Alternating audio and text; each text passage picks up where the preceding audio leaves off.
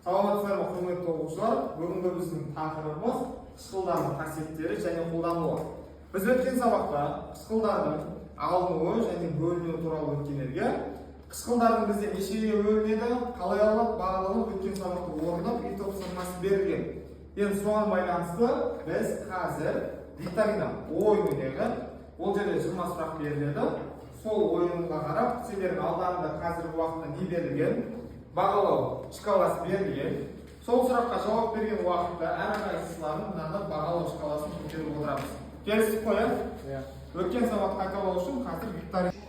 Қышқылдарға байланысты викторина сауалнамасын бастайық. Мына жерде қазір қарасаңдар, бізде өткен сабаққа байланысты викторина шығады. Ой, не болды. Так, бірінші сұрақ. Не дейді бізде? Қол көтеріп айтамыз. Аха, Кәусар. Bir немесе бірнеше сутек атомынан және қышқыл қалдауынан тұратын күрделі заттар. Аха, молодец. Дұрыс болды. Қышқылдар оттегі атомға қарай нешеге бөлінеді? Расставляйте. 2-ге бөлінеді. Аха, қанды 2-ні делейік. Үшінші сұрақ. Мына заттар қандай қышқылдарға жатады? Ашқылдар. Оттексіз қышқылдар. Оттексіз қышқылдар дейді. Аха.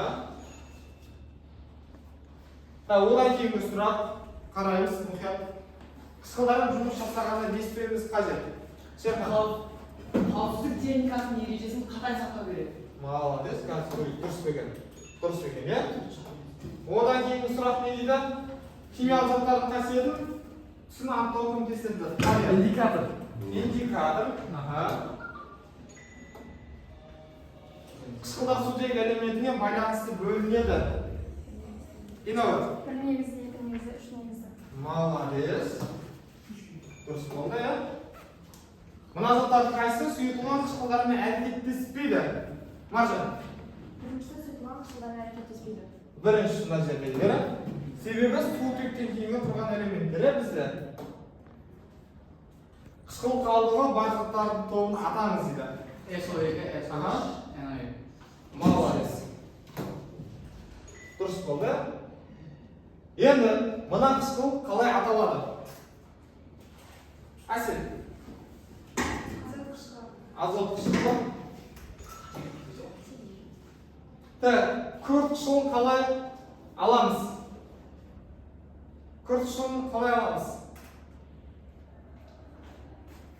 Зайд. Суға күрт қасиетін әрекеттестіреміз. Молодец. Мынау бізде, иә? Аха. Одан қышқылдың қасиеттерін табыңыз. Асылжан. СО2, силициум-2, P2O3, P2O5. Молодец, иә?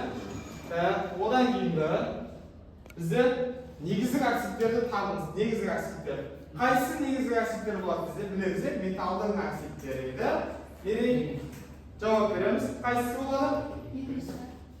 Екіншісі дейді. Қате болды. Жауап береміз. Литий-2, натрий-2, калий-2, рубидий-2. Одан кейінгі мына реакция теңдеуі қандай реакция типіне жатады қараңдар? N2O5 қышқылдар оксидтер қосамыз суда. Қандай реакция? Қосылу реакциясы. Біз өткен сабақты викторинамен еңіп алдық. Мына жерде жауап бергендер бойынша қазір бізде мысалы номинация 2 балл ұпайы бар екен. Сабақтың соңына дейін жинайық деп сенемін. Барлығымыз жауап бергендер жоғары жағарып көтеріп қоямыз. Енді біз бүгін физикалық қасиеттер және химиялық қасиеттері деп қараймыз. Бізде білеміз қышқылдардың физикалық қасиеттері. Қышқыл бізде H-хлор, HNO3, олардың 3 түрлі агрегаттық күйі бар, қатты, сұйық, газды.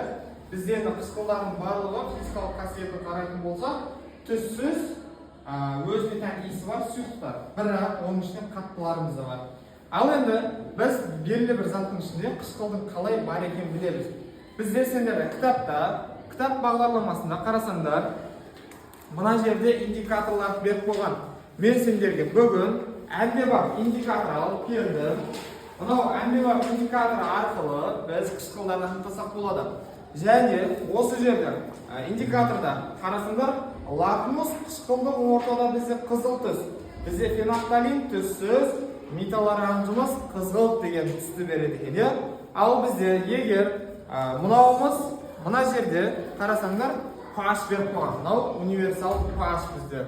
Осы жерде қышқылдық қасиетіміз 7-ден төмен болса, мына универсал pH-ымыз қағазы қып-қызыл түстес болады.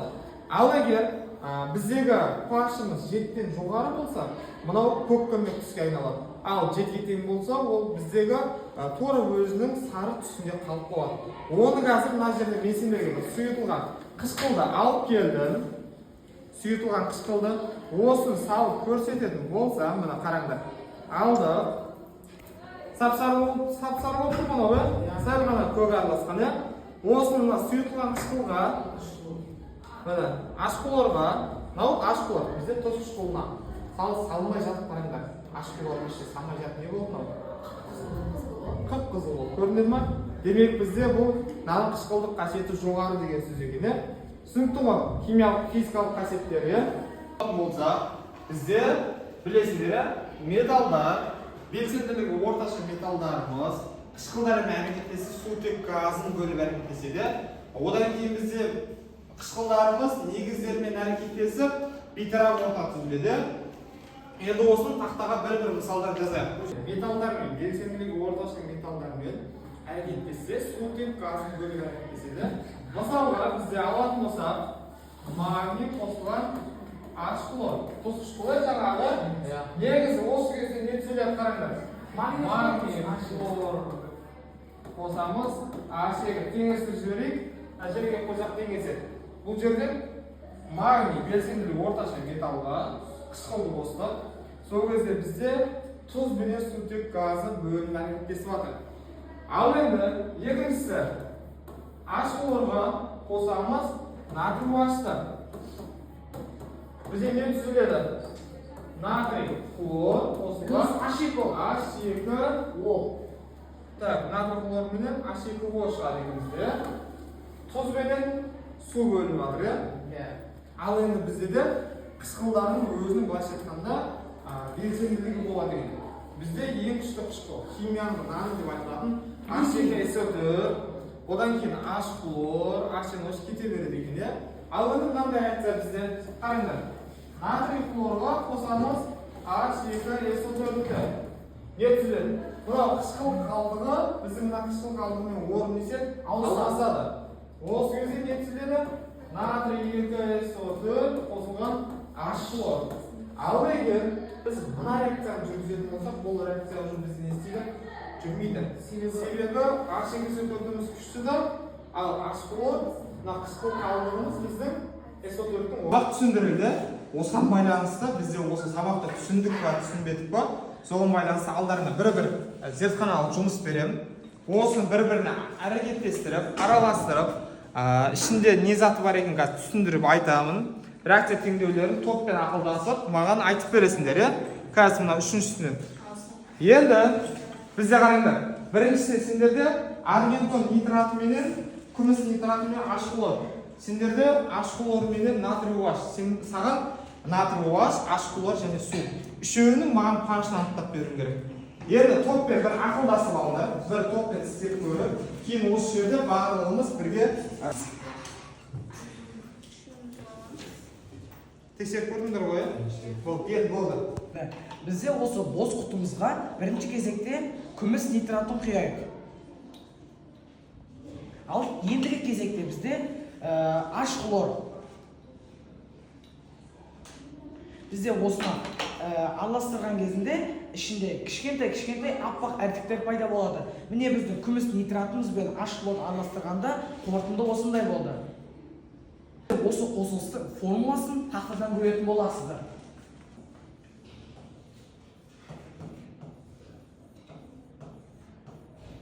H-хлор менен күміс нитрат әрекеттестіріп жатыр. Жаңағы асылжанның көрсеткен реакциясы. Осы кезде не түзіледі? HNO3 қосылған күміс хлориді не болды? Тұнба болды. Тұнбаның несін астына қасық, тұнбаның несін стрелканы төмен қаратып қоямыз. Жаңа сендерге астына көрсетті ғой? Қараңдар міне. Барлығын астына кәдімгі түбінде түсіп тұрған аппақ әртек затымыз бар ғой, әріптестік тәрізі деген. Сол күміс хлорид мынау. Түсінікті ғой? Мына реакциямыз болды. Отырамыз әсел. Так, енді екінші реакцияны бастаймыз қан. Екінші реакция. Так, бізде көреміз дегенін. Бұл жерде натрий О ашықпен. Натрий гидроксидімен ашық орда әрекеттестіргенде бейтараптану реакциясы жүреді. Енді тақта реакциясын топтан кім жазады? Берейсіз ма? Әрекеттесін ба?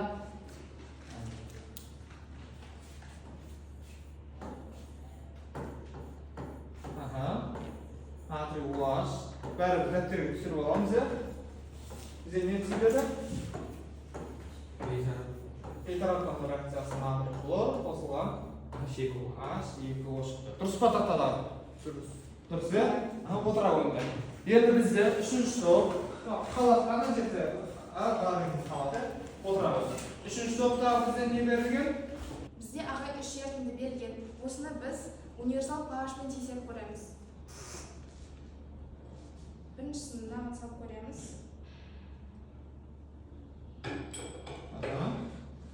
Бұл бізде 7-ші нөмірлі универсал pHпен тең болып тұр. Бұл H2O су болуы мүмкін.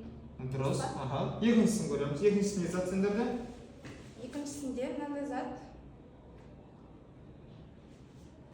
Абайда. Бұл бізде көк түске боялды. Бұл универсал pHта 10-ші нөмірлі не болып тұр. Бұл негізді. Дұрыс. Үшіншісін көре қояйық енді. Ал енді үшіншісінде.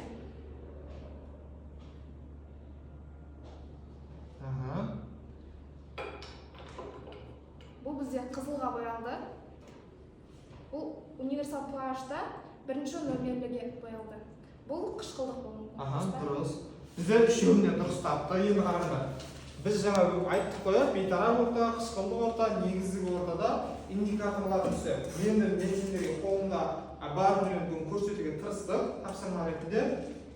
Біріншісінде бізде жаңағы H2O мен аргентин нитратын берсек, екіншісіне бейтараптану реакциясы, үшіншісі орта табуы. Осы жерде бізде біріншісі pH-ымыз жеткілікті бейтарап болса, суда болды. Екіншісі негізгі орта 10-да болды, көк түске боялды. Қарасыңдар, көк түске боялып кетті мынауымызды. Ол дегеніміз негізгі орта. Үшіншісі бізде қышқылдық орта. Демек, ол қызыл түске боялады деп пашта. Енді бізде индикатор. Бұл бізде универсал индикатор. Ал енді сендерді үйге беріліп жатыр, жаттап келуге, жаңағы индикаторлар кестесі лакмус, метилоранж, фенолфталин қышқылдық ортада, бейтарап ортада және негізгі сілтелік ортада екеніне. Түсіндікті мынау үш бүгінгі қазір берілген тапсырма көңіліміз тола ма? Барлығына түсіндік па негізі? Енді жаңа реакция топ бойынша бітірсек, бізде 163-ші беттегі тақырыптың артындағы 1, 2, 3-ші есептер түрі. Сол бірінші топқа бірінші есеп, екінші топқа екінші есеп, үшінші топқа үшінші есепті шығарамыз. Барлығымыз ақылдасып, топтан бір кісі шығару. Ақылдасамыз, топтан барлығымыз.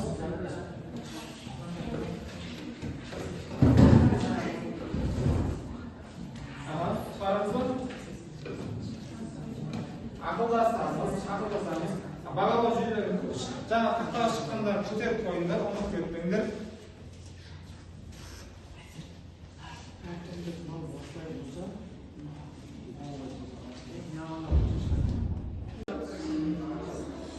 Так, осы эксперттік осыған секілі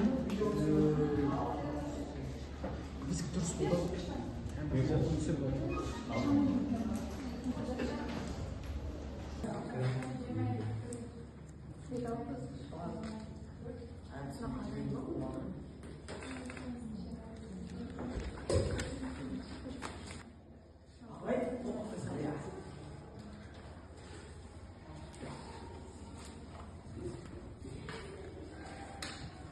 Топтағылар ақылдасып бітсе, есепті шығарып болса, әр топтан бір оқушы шығып, тақтаға түсіндіріп жазсын бізде, кітапқа алып.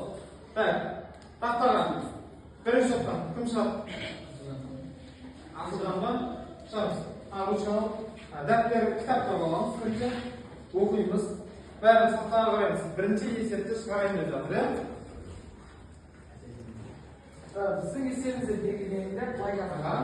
Мырыш тұз қышқылымен әрекеттескенде массасы 2,72 грамм мырыш хлориді түзіледі.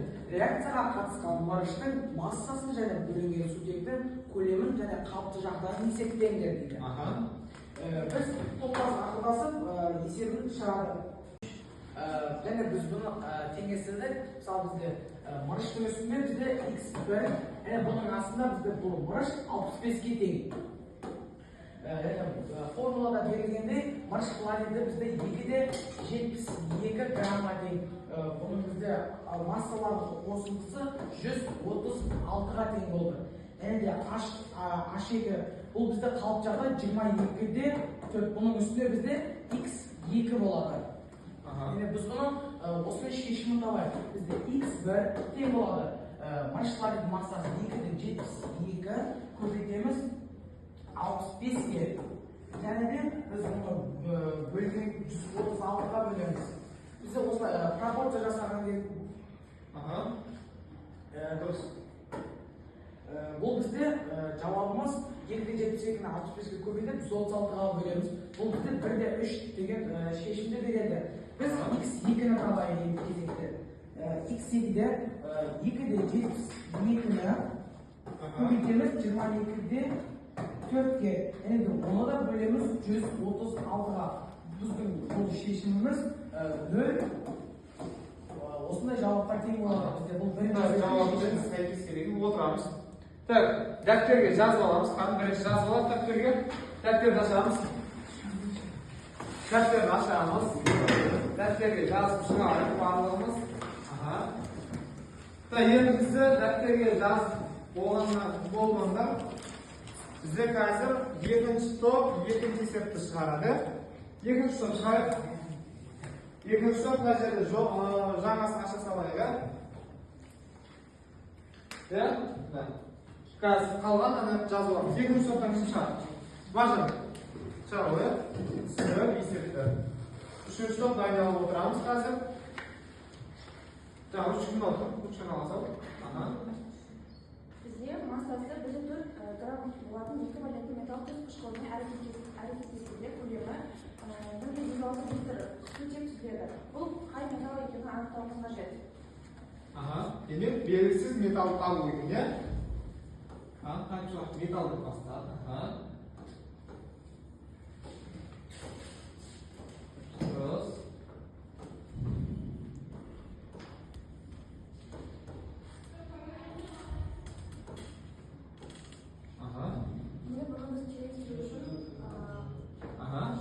Молодец. Онда бізде берілген кезде металда 1,4 грамм берген.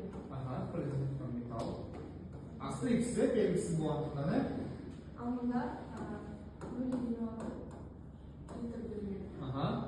Енді оның барлығы жауабы 22,4 литр шығады. Енді пропорцияға қараймыз ба?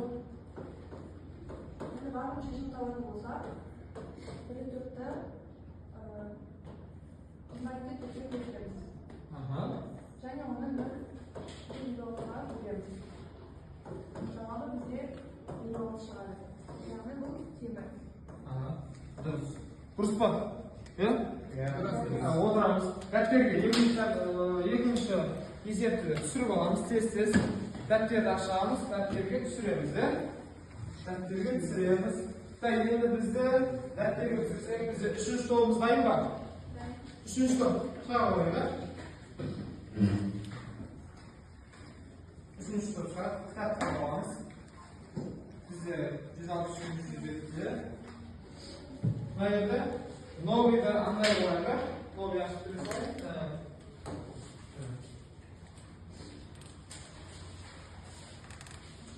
Массасы 2,8 грамм темір тұз қышқылының ерітіндісімен әрекеттескенде түсірілетін сутектің көлемін есептейміз. Сутектің көлемін есептеуіміз керек, не? Бастайық.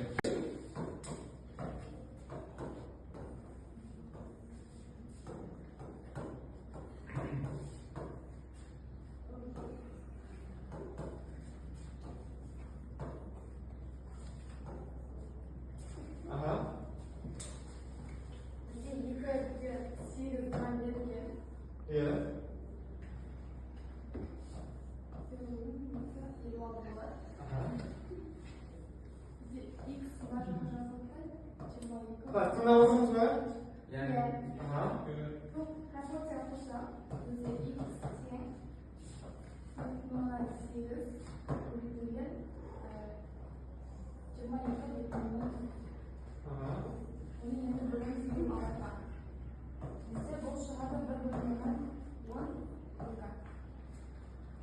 Javob chiqdi. Taxtadan daftarga chizamiz, qolib daftarda saqlab tez-tez.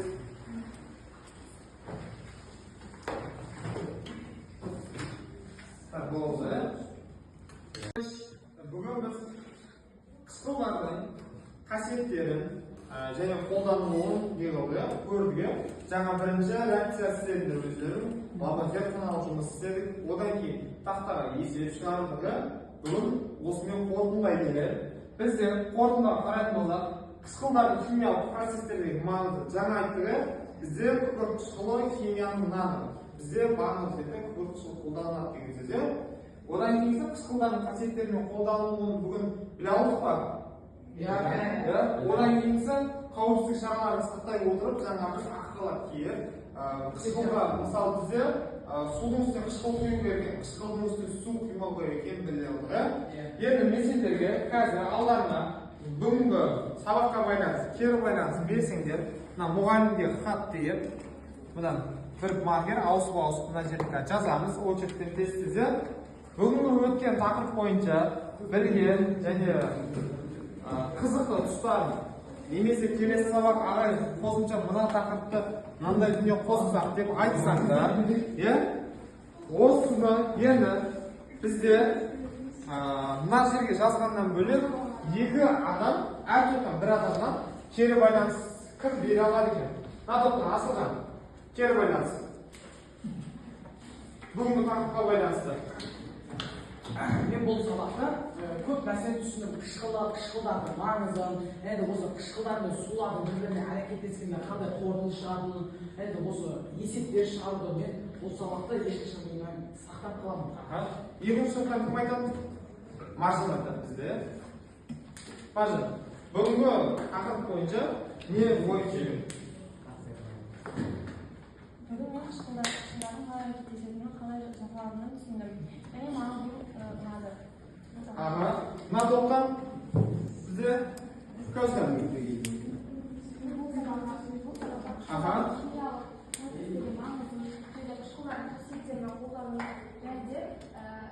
Тәжірибе жасайтын кезде ақылат және көзілдіріп, көпшілікті талаптарды Енді қазір алдарында тұрған мұғалімге хатты жайлы өткіземіз шетінен. Осымен бүгінгі біздің сабақ қорытындымыз. Қан, өткізе қояқ біттік па? Қан, өткізейік. Бізде екінші video біттік па? Бітті. Молодец. Үшінші топ біттік па? Бүгінгі сабақта түсіндік қой барлығымызды? Сау боламыз. Осы сабақ қорытындаймыз. Өшіре қой.